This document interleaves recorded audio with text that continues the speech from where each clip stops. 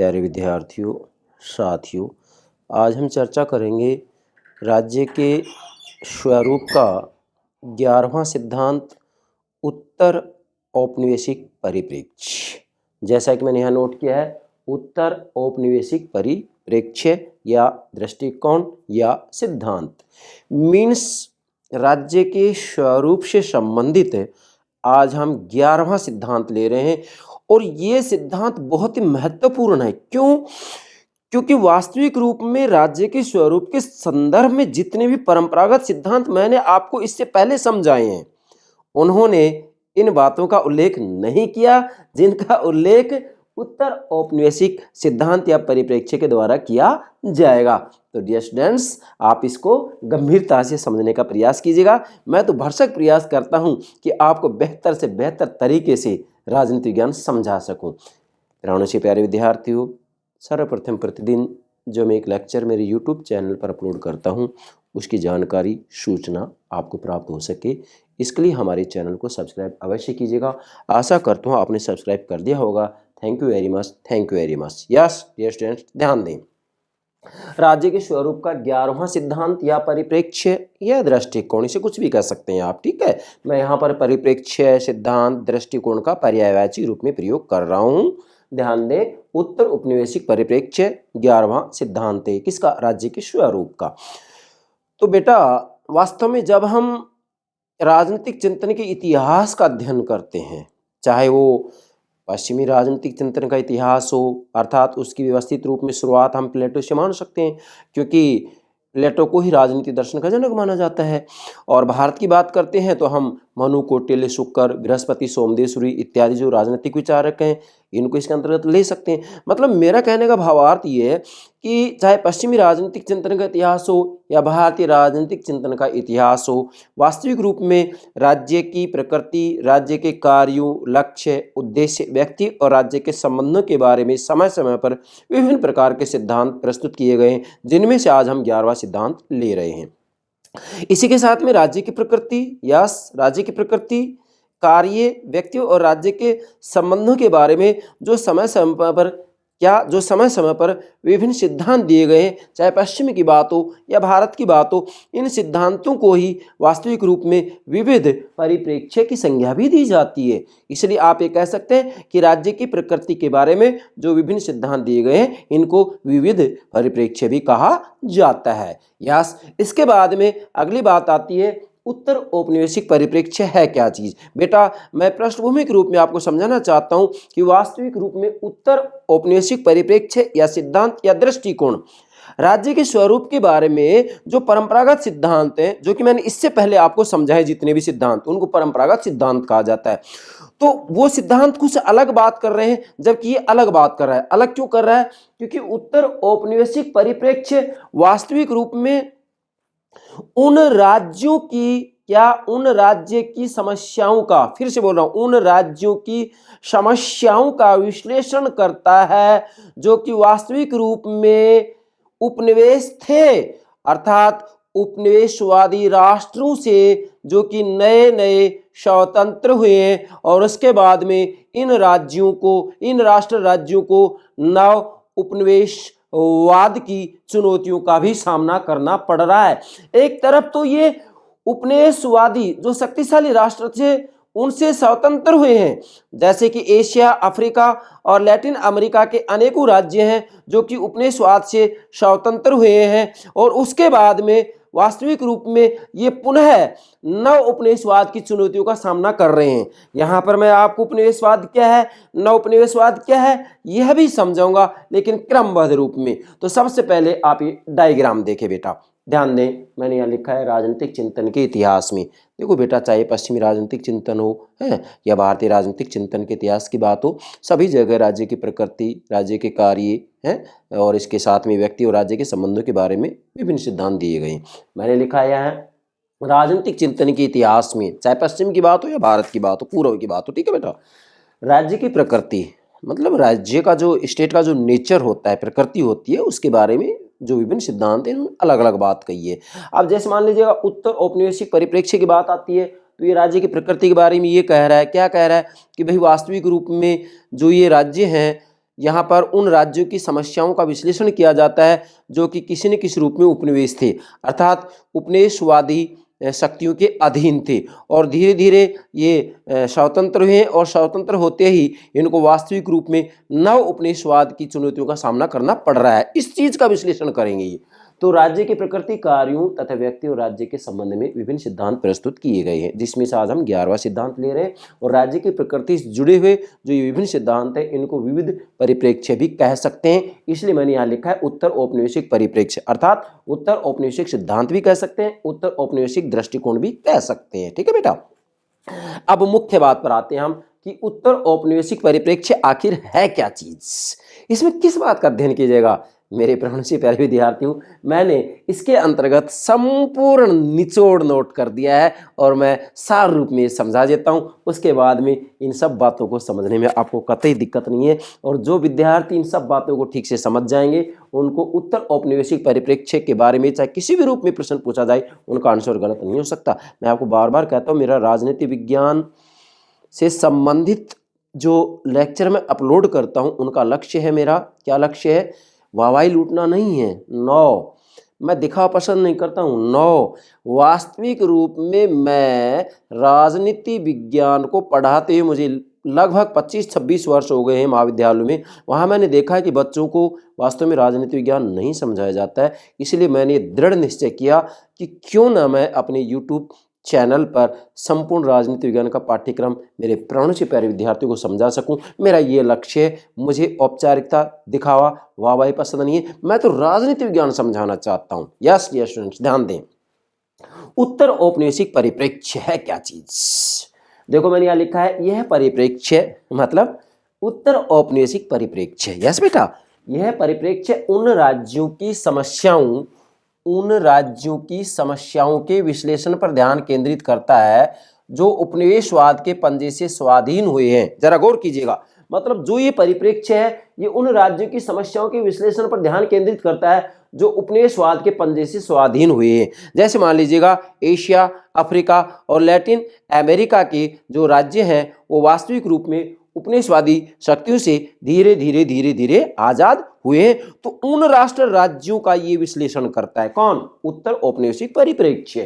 फिर मैंने आगे लिखा है, और जो उपनिवेशवादी शोषण की विरासत के साथ है, मतलब ये जो राष्ट्र राज्य हैं जैसे एशिया, अफ्रीका और लैटिन अमेरिका के, जो कि उपनिवेशवादी शक्तियों से स्वतंत्र हुए हैं, तो ये स्वतंत्र हुए हैं परंतु इसके साथ में ये क्या है कि शोषण को विरासत के साथ लाए, अर्थात और जो उपनिवेशवादी शोषण की विरासत के साथ साथ, मतलब वास्तविक रूप में इनका शोषण तो किया गया है, तो शोषण की विरासत के साथ नव उपनिवेशवाद की चुनौतियों का सामना भी कर रहे हैं। मतलब एक तरफ तो इनका भरपूर शोषण किया गया है उपनिवेशवादी शक्तियों के द्वारा है। जैसे कि हम भारत के बारे में कहें तो भारत का शोषण ब्रिटिश या ब्रिटेन के द्वारा बेहतर तरीके से किया गया है, मतलब जी भर के शोषण किया गया है। तो वास्तव में हम भारत का एग्जाम्पल ले सकते हैं कि हमारा शोषण किया गया। हम एक उपनिवेश थे, किसका उपनिवेश थे, ब्रिटेन का उपनिवेश थे। ब्रिटेन एक उपनिवेशवादी शक्ति थी, तो वास्तव में हम 1947 में आजाद हुए और उसके बाद में फिर हमें क्या हुआ कि नव उपनिवेशवाद की चुनौतियों का फिर सामना करना पड़ रहा है, आज भी सामना करना पड़ रहा है। अब यहाँ मूल बात आ रही है, मैं समझाऊंगा यहाँ कि उपनिवेशवाद और नव उपनिवेशवाद क्या है। पहले तो ये समझे बेटा, उपनिवेशवाद का सीधा सा अर्थ होता है कि उपनिवेशवाद वह स्थिति या प्रवृत्ति है, आप नोट कीजिएगा, उपनिवेशवाद वह स्थिति या प्रवृत्ति है जो वास्तव में दूसरे राज्यों के ऊपर अपने संसाधनों के द्वारा प्रशासन पर, वहां के प्राकृतिक संसाधनों पर अपना आधिपत्य स्थापित कर लेता है और वास्तविक रूप में ये राजनीतिक प्रभुत्व की स्थापना कर देते हैं। मतलब उपनिवेशवादी शक्तियां वह स्थिति या प्रवृत्ति है जो कि अन्य राष्ट्रों के ऊपर अपने राजनीतिक प्रभुत्व की स्थापना करते हैं। जैसे कि ब्रिटेन ने भारत के ऊपर जो राजनीतिक प्रभुत्व की स्थापना की और उस प्रभुत्व के आधार पर इन्होंने हमारे सभी संसाधनों का दोहन किया, हमारा शोषण किया, हमारा वास्तविक रूप में आर्थिक दृष्टि से इतना शोषण किया कि हम धीरे धीरे बहुत ही आर्थिक दृष्टि से गरीब होते चले गए। तो उपनिवेशवाद वह स्थिति है जिसमें वास्तव में अन्य राष्ट्रों के ऊपर राजनीतिक प्रभुत्व स्थापित करने का प्रयास किया जाता है और इनका स्वयं का मतलब उपनिवेशवादी जो राष्ट्र राज्य हैं इनका स्वयं का अपना प्रशासन होता है और उस प्रशासन के माध्यम से ये उसके ऊपर राजनीतिक रूप में नियंत्रण रखते हैं। ये तो हो गया उपनिवेशवाद। अब बेटा नवोपनिवेशवाद क्या है ये समझना जरूरी है, क्योंकि इससे आगे हम बढ़ नहीं सकते जब तक उपनिवेशवाद नवोपनिवेशवाद नहीं समझेंगे। देखो, नवोपनिवेशवाद वास्तविक रूप में वह स्थिति है, वह प्रवृत्ति है, वह मान्यता है जिसके अंतर्गत अन्य राष्ट्र राज्यों पर राजनीतिक प्रभुत्व स्थापित नहीं किया जाता है, लेकिन वास्तविक रूप में यहाँ पर अंतरराष्ट्रीय व्यापार आर्थिक निगम के माध्यम से अन्य राष्ट्र राज्यों के कच्चे माल, श्रम इत्यादि को सस्ते में ये खरीदते हैं और उसके आधार पर उनका भरपूर शोषण किया जाता है। और ऐसी स्थिति में इन नवोपनिवेशवादी राष्ट्रों को वहाँ पर अपना प्रशासन रखने की भी कोई आवश्यकता नहीं होती है, तो इनका अलग से कोई खर्चा भी नहीं होता है। अब अंतर क्या है? अंतर यह है कि उपनिवेशवाद के अंतर्गत अन्य राष्ट्र राज्य के ऊपर राजनीतिक प्रभुत्व स्थापित किया जाता है, जबकि नवोपनिवेशवाद के अंतर्गत अन्य राष्ट्र राज्यों पर राजनीतिक प्रभुत्व स्थापित नहीं किया जाता है, क्योंकि राजनीतिक दृष्टि से तो स्वतंत्र हो गए जैसे भारत की बात आती है, लेकिन आर्थिक दृष्टि से ये प्रभुत्व स्थापित करना चाहते हैं और आर्थिक दृष्टि से जो प्रभुत्व स्थापित किया जाता है उसे ही नवोपनिवेशवाद की संज्ञा दी जाती है। यस, तो ये जो उत्तर औपनिवेशिक परिप्रेक्ष्य है ये इसी बात का अध्ययन करेगा, इसी बात का विश्लेषण करेगा, अर्थात वास्तविक रूप में ये उन राज्यों की समस्याओं के विश्लेषण पर ध्यान केंद्रित करता है जो कि उपनिवेशवाद के पंजे से स्वाधीन हुए, स्वतंत्र हुए हैं और जो उपनिवेशवादी शोषण की विरासत के साथ साथ नव उपनिवेशवाद की चुनौतियों का सामना भी कर रहे हैं। ये उनका विश्लेषण करता है। इसमें एशिया, अफ्रीका और लैटिन अमेरिका के राष्ट्र राज्यों को हम सम्मिलित कर सकते हैं। ठीक है बेटा, जैसे कि मैंने आपको भारत का एग्जाम्पल दिया है, मतलब भारत भी चूंकि एक उपनिवेश था, ब्रिटेन का उपनिवेश था, ब्रिटेन के अधीन था, 1947 में आजाद हुए हम, तो आज भी हम देख सकते हैं कि हमें वास्तविक रूप में नव उपनिवेशवाद की चुनौतियों का सामना करना पड़ रहा है। ये बात सत्य है। आगे मैंने लिखा है यह परिप्रेक्ष्य मतलब उत्तर औपनिवेशिक परिप्रेक्ष्य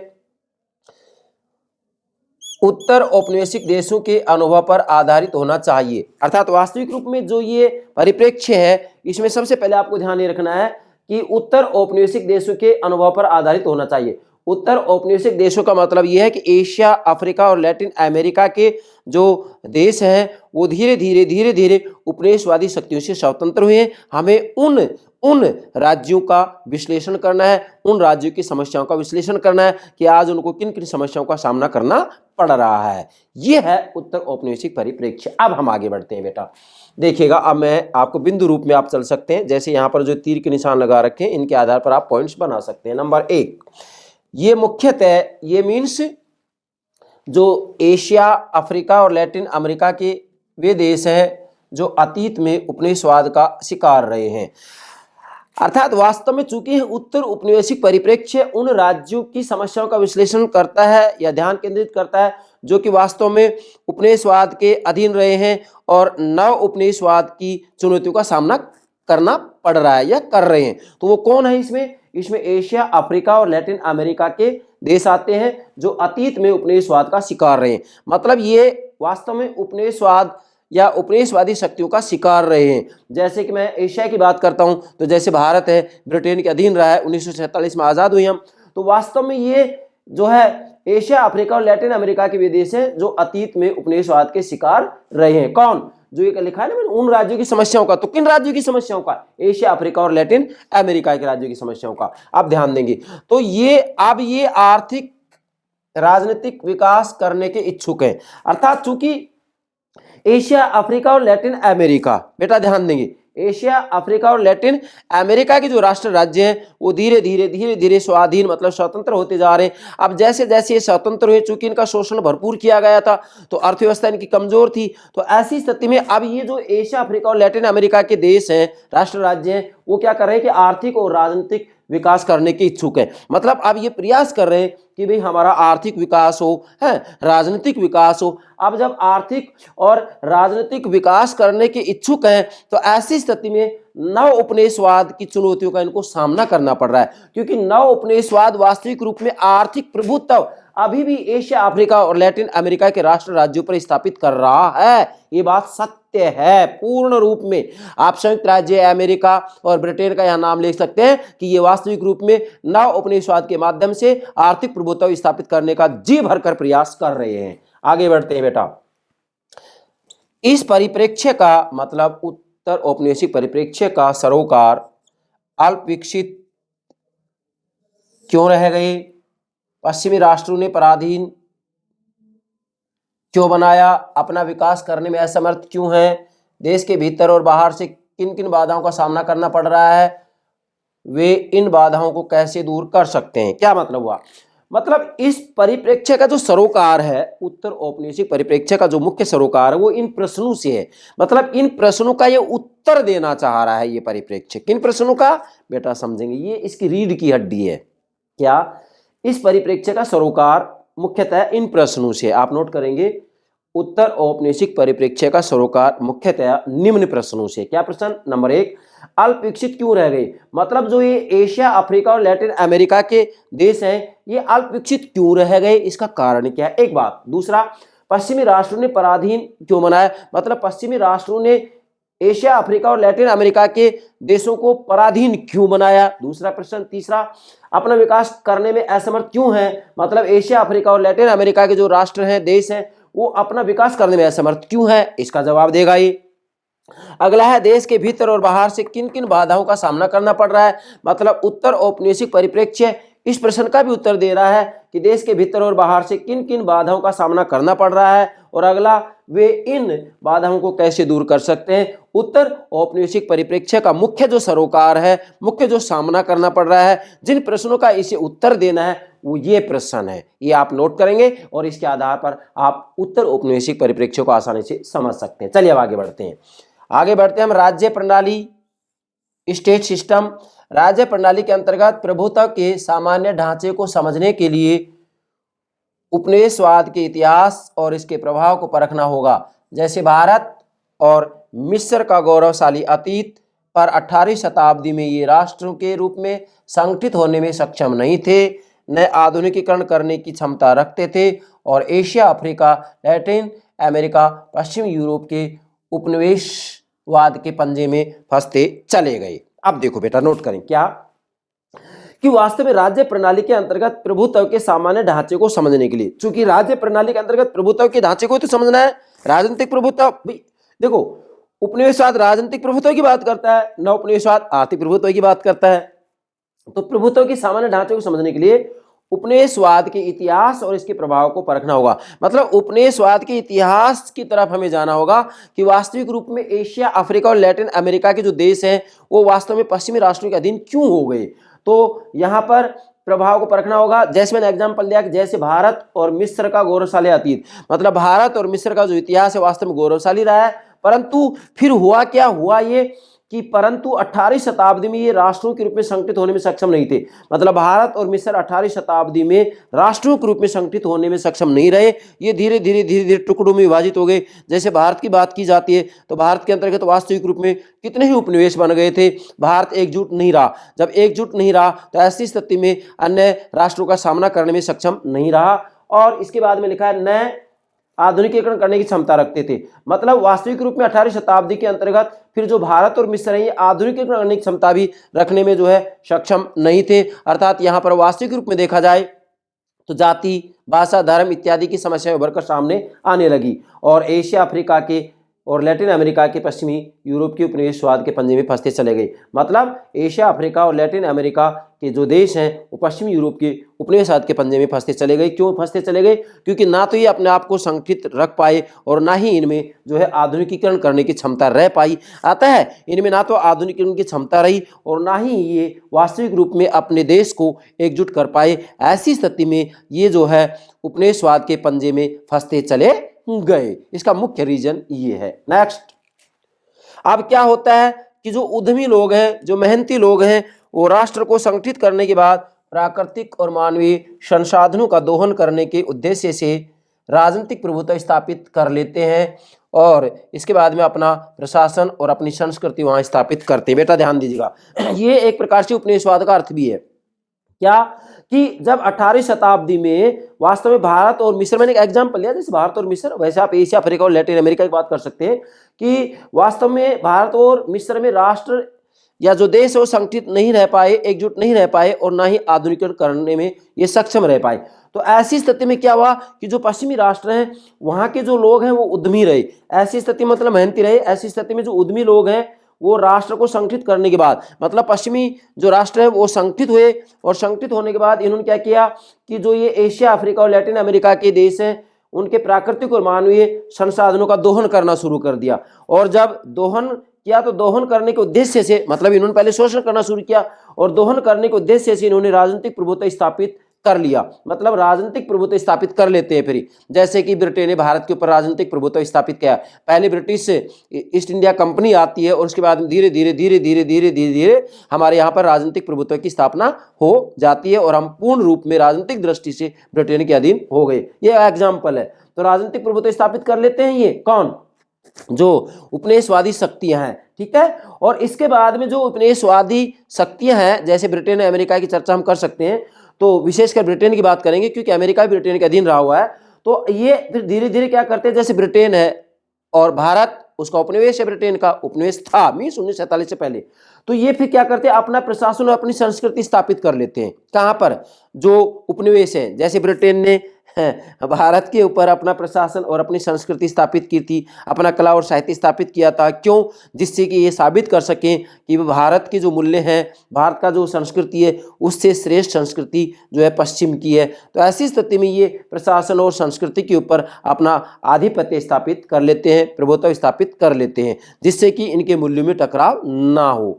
नेक्स्ट, उसके बाद में क्या होता है कि उपनिवेशवादियों ने यह प्रचार किया कि यूरोप समस्त प्रगति और आधुनिकीकरण का केंद्र था। मतलब जो उपनिवेशवादी शक्तियां हैं जैसे कि ब्रिटेन है, इन्होंने क्या किया, प्रचार किया कि यूरोप समस्त प्रगति और आधुनिकीकरण का केंद्र था। मतलब इन्होंने पूरी दुनिया के अंतर्गत प्रचार किया, क्या प्रचार किया कि यूरोप समस्त प्रगति और आधुनिकता का केंद्र था। ऐसी स्थिति में उपनिवेशवादी राष्ट्र आदिवासी लोगों को सभ्यता का लाभ पहुंचाने का महान दायित्व पूरा कर रहे थे, जिसे उन्होंने श्वेत जाति के भार की संज्ञा दी। मतलब इन्होंने ये प्रचार किया, किसने, उपनिवेशवादी राष्ट्रों ने। जैसे कि हम जो है इसमें ब्रिटेन का नाम ले सकते हैं विशेषकर, तो उन्होंने प्रचार किया कि भाई यूरोप समस्त प्रगति और आधुनिकता का केंद्र है। अब जब ये प्रगति और आधुनिकता का केंद्र है तो ऐसी स्थिति में क्या किया इन्होंने कि उपनिवेशवादी राष्ट्र आदिवासी लोगों को सभ्यता का लाभ पहुंचाने का महान दायित्व पूरा कर रहे थे, जिससे उन्होंने श्वेत जाति के भार की संज्ञा दी। मतलब इन्होंने प्रचार किया कि हम वास्तविक रूप में जो आदिवासी लोग हैं, जो असभ्य हैं, उनको हम सभ्य बना रहे हैं, और इसको इन्होंने संज्ञा दी श्वेत जाति के भार की। श्वेत जाति के भार की संज्ञा इसलिए दी कि वास्तविक रूप में ये असभ्य लोगों को शिक्षा दे रहे थे, शिक्षित कर रहे थे, जिससे कि ये श्वेत लोगों की तरह सभ्य शिक्षित हो सके। इन्होंने वास्तविक रूप में जो असभ्य जातियां हैं उनका भार उठाने का जो है हम कहेंगे एक प्रकार से प्रतिज्ञा की, या इन्होंने कहा कि हम जो वास्तविक रूप में असभ्य जातियां हैं, जो अशिक्षित हैं, असभ्य हैं, उनको सभ्य बनाएंगे, शिक्षित बनाएंगे। और इस आधार पर इन्होंने वास्तविक रूप में कहा कि ये भार हम उठाएंगे, इसलिए इन्हें श्वेत जाति के भार की संज्ञा दी जाती है। मतलब विशेषकर ब्रिटिश उपनिवेशवादी शक्ति की तरफ यह संकेत किया जा सकता है। मतलब ब्रिटिश उपनिवेशवादी शक्ति ये कह रही है कि हम अश्वेत जातियों को सभ्य बनाएंगे, शिक्षित बनाएंगे, और ये भार हमारे कंधे पर है, इसलिए इसे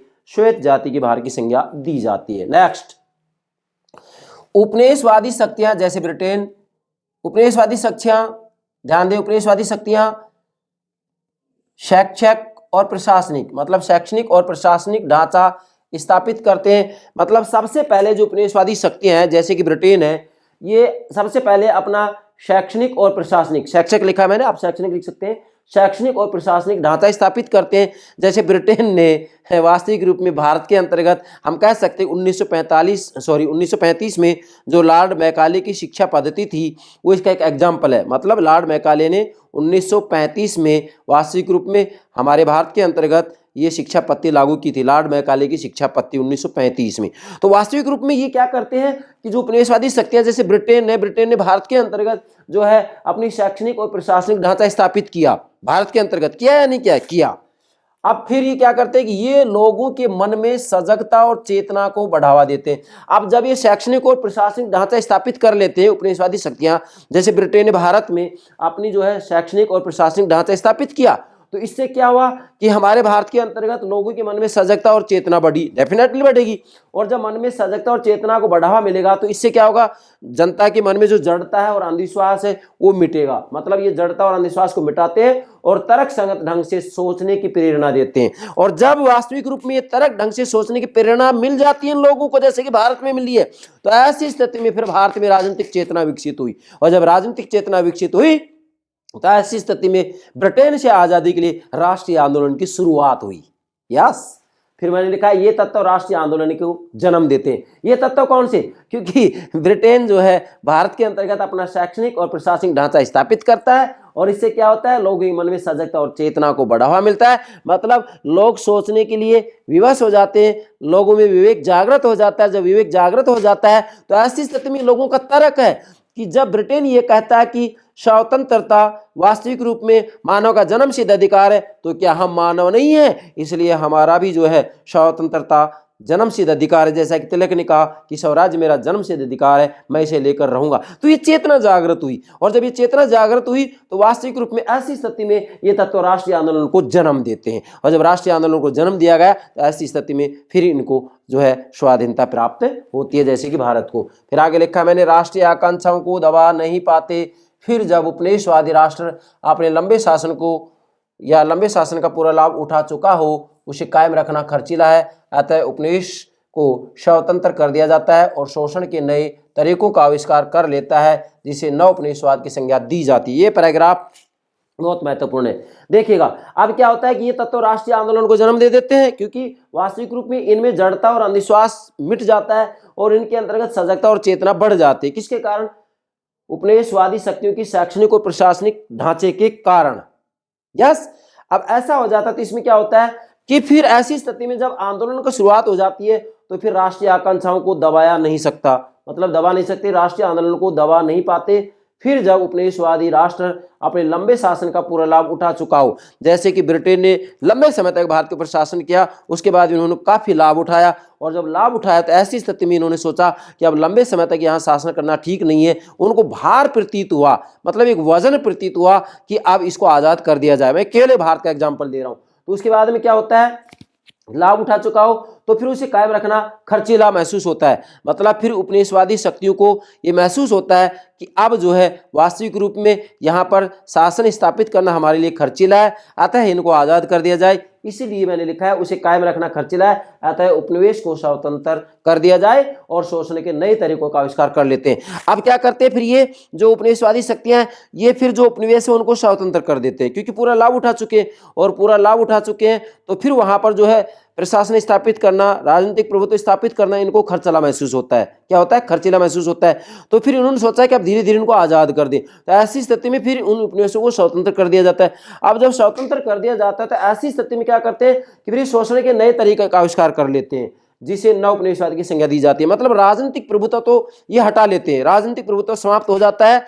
जो उपनिवेश है, जैसे कि ब्रिटेन ने भारत को 1947 में आज़ाद किया, उसके बाद में इन्होंने शोषण का नया तरीका ढूंढा, जिसे कि नव उपनिवेशवाद की संज्ञा दी जाती है, जिसके अंतर्गत आर्थिक प्रभुत्व स्थापित करने का प्रयास किया जाता है। यस बेटा, आगे बढ़ते हैं। उत्तर औपनिवेशिक देश विकासशील देशों या नवोदित राष्ट्रों की श्रेणी में आते हैं, परंतु उन्हें राष्ट्र निर्माण और राज्य निर्माण की समस्याओं को सुलझाना पड़ता है, या जो ये समस्या इनका सामना करना पड़ता है, इसको समझना है बेटा, ध्यान दें। उत्तर औपनिवेशिक देश विकासशील देशों या नवोदित राष्ट्रों की श्रेणी में आते हैं। सबसे पहले तो ये ध्यान देंगे कि जो उत्तर औपनिवेशिक देश है वो विकासशील देशों या नवोदित राष्ट्रों की श्रेणी में आते हैं। जैसे कि भारत वास्तविक रूप में विकासशील देश में ही आता है, एक नवोदित राष्ट्र में आता है, क्योंकि 1947 में तो हमें आज़ादी मिली है। यस, राष्ट्रीय स्वतंत्रता प्राप्त हुई कब? 1947 में। तो जो ये उत्तर औपनिवेशिक देश है ये विकासशील देश या नवोदित राष्ट्रों की श्रेणी में आते, एक तो ये ध्यान देंगे। लेकिन ये बात सत्य है कि विकासशील देशों में आते हैं, परंतु अभी इन देशों में क्या है, ना तो राज्य निर्माण हुआ है ना राष्ट्र निर्माण हुआ है। अब राज्य निर्माण क्या है, राष्ट्र निर्माण क्या है, ये भी मैं समझाऊंगा। मैंने लिखा है परंतु उन्हें राष्ट्र निर्माण और राज्य निर्माण की समस्याओं को सुलझाना है या राज्य निर्माण और राष्ट्र निर्माण की समस्या का सामना करना पड़ रहा है। आप तो ऐसे लिखेंगे राष्ट्र निर्माण और राज्य निर्माण की समस्याओं को सुलझाना है, मतलब इनको राज्य का निर्माण करना है, राष्ट्र का निर्माण करना है। अब राज्य निर्माण क्या है, राष्ट्र निर्माण क्या है, इसे समझे बेटा। सबसे पहले ध्यान देंगे, जब हम राजनीति विज्ञान में राजनीतिक विकास की अवधारणा का अध्ययन करते हैं, जैसा कि मैंने ये जो लेक्चर है अपलोड कर दिया है, प्ले लिस्ट में देख सकते हैं, पॉलिटिकल थ्योरी में राजनीतिक विकास नाम से मैंने कितनी लेक्चर अपलोड कर दिए। देखो, जब राजनीतिक विकास की बात आती है तो यहाँ ये कहा जाता है कि सबसे पहले वहाँ वास्तविक रूप में राज्य का निर्माण हो, फिर राष्ट्र का निर्माण हो, उसके बाद में जो है सहभागिता पर बल दिया जाए और उसके बाद में वितरण पर बल दिया जाए। तो यहाँ पर हम चर्चा केवल 2 की कर रहे हैं, बाकी राजनीतिक विकास को आप अलग से समझना चाहते हैं तो ये लेक्चर मैंने अपलोड कर दिया है। फिर कह रहा हूँ, आप प्ले लिस्ट में देख सकते हैं, पॉलिटिकल थ्योरी के अंतर्गत या तुलनात्मक राजनीति के अंतर्गत। ठीक है बेटा। तो सबसे पहले तो हमें समझना है कि आखिर राष्ट्र निर्माण क्या होता है। राष्ट्र निर्माण क्या होता है बेटा, समझें। वास्तव में राष्ट्र निर्माण वह प्रक्रिया है, ध्यान दें बेटा, राष्ट्र निर्माण वह प्रक्रिया है जिसके अंतर्गत निष्ठा का एक ही केंद्र विकसित किया जाता है। नोट करेंगे, राष्ट्र निर्माण वह प्रक्रिया है जिसके अंतर्गत निष्ठा का एक ही केंद्र विकसित किया जाता है। मतलब यहां पर व्यक्ति की जो निष्ठा का केंद्र होता है वह पूरा राष्ट्र होता है, कोई कबीला, कोई समुदाय, कोई जाति नहीं होता है। मतलब यहां व्यक्ति की निष्ठा का केंद्र केवल एक ही होता है, जैसे कि पूरा देश, पूरा राष्ट्र। अर्थात जब किसी भी देश के अंतर्गत निष्ठा का केवल एक केंद्र बन जाता है, अपना देश बन जाता है, मतलब यहाँ अपने क्षेत्र को, क्षेत्रीयता को, भाषा को, जाति को, संप्रदाय को प्रधानता ना देते हुए देश को प्रधानता दी जाती है, देश को सब कुछ माना जाता है, राष्ट्र को सब कुछ माना जाता है, तो इसे ही राष्ट्र निर्माण कहा जाता है। तो मैं आपसे पूछना चाहूंगा, क्या भारत में राष्ट्र निर्माण की प्रक्रिया पूरी हो गई? जी नहीं, भारत में अभी राष्ट्र निर्माण की प्रक्रिया पूरी नहीं हुई है, इसलिए भारत की राजनीति भी विकसित नहीं हुई है। तो राष्ट्र निर्माण किसे कहते हैं? राष्ट्र निर्माण वह प्रक्रिया है जिसके अंतर्गत निष्ठा का एक ही केंद्र विकसित किया जाता है। व्यक्ति की निष्ठा का केंद्र एक ही होता है और वो होता है राष्ट्र, देश, राज्य। यहां पर किसी कबीले, समुदाय, जाति विशेष से कोई लेना देना नहीं होता है, बल्कि निष्ठा का केंद्र अपना राष्ट्र होता है, देश होता है, इसे कहते हैं राष्ट्र निर्माण। दूसरा, राज्य निर्माण क्या है बेटा, समझें। अब इन दोनों को समझना निहायत जरूरी है। देखो, राज्य निर्माण वह प्रक्रिया है, कौन सी प्रक्रिया? राज्य निर्माण वह प्रक्रिया है जिसके अंतर्गत शक्ति का एक केंद्र विकसित किया जाता है, या राज्य निर्माण वह प्रक्रिया है जिसके अंतर्गत शक्ति का एक केंद्र ही विकसित होता है, या शक्ति का एक केंद्र होता है। इसका मतलब यह है कि वास्तविक रूप में जब किसी भी देश के अंतर्गत राज्य का निर्माण हो जाता है तो वहां पर एक केंद्र के द्वारा पूरे देश में शांति और व्यवस्था की स्थापना की जाती है, और जो एक केंद्र होता है जिसे कि आप राज्य व्यवस्था कह सकते हैं, उसको चुनौती देने वाला कोई भी समुदाय नहीं हो पाता है, कोई भी समुदाय उसको चुनौती नहीं दे सकता है। वहां पर पूरे देश को आदेश देने वाली एक ही शक्ति होती है, उस शक्ति के अधीन ही पूरे देश को रहना पड़ता है, इसको कहते हैं राज्य निर्माण। तो क्या भारत के अंतर्गत ऐसा हो गया? नहीं, अभी भारत के अंतर्गत वास्तविक रूप में हमारे राज्य व्यवस्था को चुनौतियां दी जाती हैं, चुनौतियां मिलती हैं। तो बेटा ये हो गया राष्ट्र निर्माण और राज्य निर्माण। फिर मैंने यहाँ लिखा है राष्ट्र निर्माण और राज्य निर्माण पर परस्पर पूरक गतिविधियां हैं। मतलब राष्ट्र निर्माण और राज्य निर्माण परस्पर पूरक गतिविधियां हैं। इसका मतलब यह है कि जब तक राष्ट्र का निर्माण नहीं होगा तब तक राज्य का निर्माण नहीं हो सकता, और जब तक राज्य का निर्माण नहीं होगा तब तक राष्ट्र का निर्माण नहीं हो सकता। अब आप देखिएगा, यहाँ राष्ट्र निर्माण की बात आती है तो राष्ट्र निर्माण के लिए जैसे हमारे भारत को उदाहरण दिया हम, तो वास्तविक रूप में राष्ट्र निर्माण के लिए जैसे हमारा राष्ट्रीय ध्वज है, राष्ट्रीय पशु है, राष्ट्रीय गान है, तो ये डेफिनेटली राष्ट्र निर्माण के प्रतीक हैं। और राज्य निर्माण की बात आती है तो राज्य निर्माण के अंतर्गत एक केंद्रीय सत्ता की स्थापना की जाती है। मतलब पूरे देश में एक केंद्रीय सत्ता हो जो कि पूरे देश के अंतर्गत शांति व्यवस्था की स्थापना कर सके। तो मैं ये देखता हूं कि हमारे भारत के अंतर्गत वास्तविक रूप में संघात्मक शासन व्यवस्था है, लेकिन फिर भी हमारे यहाँ पर केंद्र सरकार को राज्य के बनस्पत ज्यादा शक्तिशाली बनाया गया है, तो इसे कहते हैं राज्य निर्माण। ठीक है, मतलब जाति, भाषा और जो विभिन्न समुदाय होते हैं, संप्रदाय होते हैं, वो राज्य व्यवस्था को चुनौती ना दें, इतने सक्षम नहीं हो कि राज्य व्यवस्था उनके सामने झुक जाए। अगर राज्य व्यवस्था उनके सामने झुक जाती है तो इसका मतलब वहाँ पर राज्य का निर्माण नहीं हुआ है, और राज्य व्यवस्था वास्तविक रूप में नहीं झुकती है, जितने भी संप्रदाय हैं, भाषा जाति जो भी है, इनके सामने नहीं झुक पाते हैं, तो ऐसी स्थिति में हम कह सकते हैं कि उस देश के अंतर्गत राज्य का निर्माण हो गया है। तो ये हो गया राज्य निर्माण और राष्ट्र निर्माण। अब बात आगे बढ़ते हैं। अब यहाँ क्या है कि वास्तविक रूप में जो उत्तर औपनिवेशिक राज्य है, इनको निर्धनता, निरक्षरता, बेरोजगारी, अस्वस्थता, आवास की कमी आदि समस्याओं को सुलझाना जरूरी है। अर्थात चूंकि ये बात सत्य है कि ये एशिया अफ्रीका के जो नवोदित राष्ट्र राज्य हैं, इन्हें उपनिवेशवादी शक्ति से आज़ादी तो मिल गई, लेकिन आज़ादी के साथ में इनको कितनी ही कमियों से जूझना पड़ रहा है। जैसे यहाँ अभी निर्धनता है, हमारी अर्थव्यवस्था कमजोर नहीं, भारत की बात भी ले सकते हैं हम, निर्धनता, निरक्षरता, अभी शिक्षा भी काफ़ी है, बेरोजगारी भी बहुत ज़्यादा है भारत में, तो बहुत विशेषकर बेरोजगारी की समस्या है, अस्वस्थता। हालांकि हमारे भारत की बात की जाए तो हमारे यहाँ पर चिरंजीवी योजना बनाई गई है, तो डेफिनेटली हमारी सरकार इसके ऊपर कर रही है, ऐसी बात नहीं, बहुत जोर दे रही है। अस्वस्थता, आवास की कमी को भी धीरे धीरे भारत में दूर किया जा रहा है, लेकिन फिर भी डेफिनेटली एशिया और अफ्रीका के देश हैं, उनके सामने समस्याएं, तो इन समस्याओं को सुलझाना जरूरी है। ठीक है, इनकी तरफ विशेष ध्यान देना है। तो इस बात का ये विश्लेषण करता है कौन? उत्तर औपनिवेशिक परिप्रेक्ष्य। नेक्स्ट, अब क्या हुआ कि जो गणमान्य नेता हैं, गणमान्य नेताओं ने राष्ट्र निर्माण की प्रक्रिया को पर्याप्त बढ़ावा दिया। मतलब जैसे भारत को उदाहरण दे सकते हैं हम कि जैसे 1947 के अंतर्गत भारत को आज़ादी मिली, तो हमारे यहाँ जो गणमान्य नेता थे, उन्होंने क्या किया कि राष्ट्र निर्माण की प्रक्रिया को पर्याप्त बढ़ावा दिया। राष्ट्र निर्माण की प्रक्रिया का मतलब ये है कि वास्तविक रूप में यहाँ पर किसी कबीले विशेष को, संप्रदाय विशेष को, जाति विशेष को महत्व ना देते हुए राष्ट्र को महत्व दिया गया प्रारंभ में, जब 1947 में आज़ाद हुए।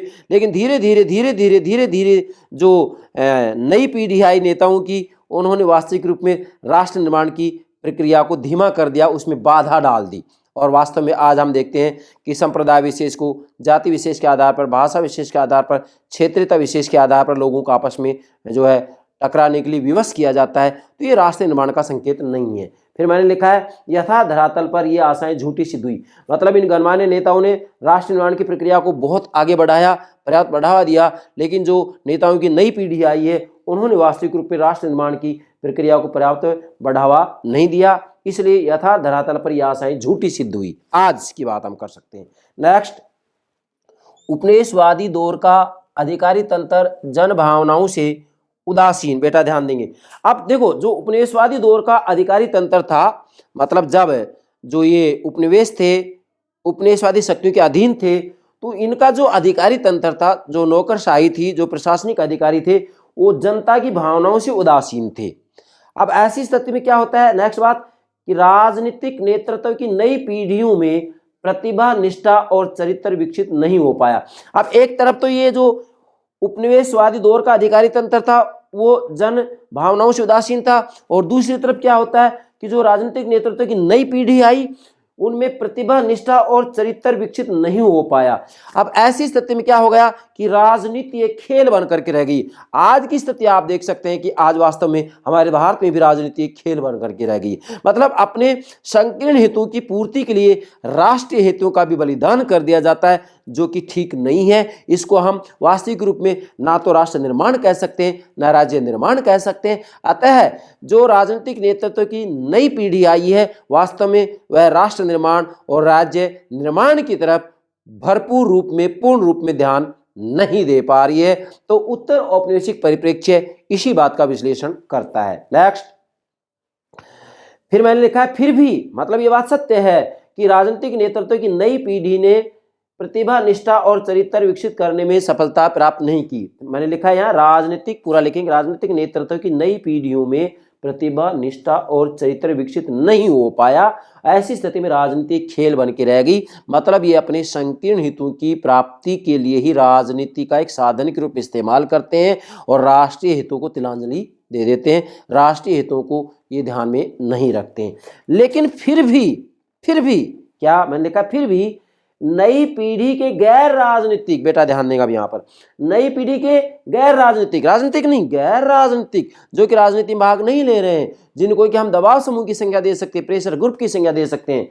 नई पीढ़ी के गैर राजनीतिक और प्रतिभाशाली व्यवसायिक विशिष्ट वर्गों ने, बेटा ध्यान दें, यहाँ मैंने शॉर्ट में लिखा है प्रतिभाशाली व्यवसायिक विशिष्ट वर्गों ने राष्ट्रीय समृद्धि में, राष्ट्र के विकास में, राष्ट्र निर्माण में, राज्य निर्माण में पर्याप्त योगदान दिया है। ये नोट करेंगे, पर्याप्त योगदान दिया है। इस बात का विश्लेषण उत्तर औपनिवेशिक परिप्रेक्ष्य के माध्यम से ही किया जा सकता है। और लास्ट में लिखा है ये देश विश्व व्यवस्था में, मतलब ये बात सत्य है कि एशिया, अफ्रीका और लैटिन अमेरिका के जो नव स्वतंत्र देश हैं, नव स्वतंत्र राष्ट्र राज्य हैं, वास्तविक रूप में ये आज विश्व व्यवस्था में, क्या विश्व व्यवस्था में अपनी महत्वपूर्ण भूमिका अदा कर रहे हैं। आज हम ये नहीं कह सकते हैं कि एशिया, अफ्रीका और लैटिन अमेरिका के जो राष्ट्र राज्य हैं इनका कोई महत्व नहीं। नो, विश्व व्यवस्था में आज इनकी महत्वपूर्ण भूमिका है। इन सब बातों का उत्तर औपनिवेशिक परिप्रेक्ष्य अध्ययन करता है। अब जैसे मैंने बताया कि ये देश विश्व व्यवस्था में महत्वपूर्ण भूमिका अदा कर रहे हैं। अब विश्व व्यवस्था की बात आती है, विश्व व्यवस्था कितनी प्रकार की होती है? 3 प्रकार की होती है। एक ध्रुवीय विश्व व्यवस्था, द्विध्रुवीय विश्व व्यवस्था, बहुध्रुवीय विश्व व्यवस्था, जिसको कि हम अंतर्राष्ट्रीय राजनीति के पेपर के अंतर्गत व्यापक रूप में समझाएंगे।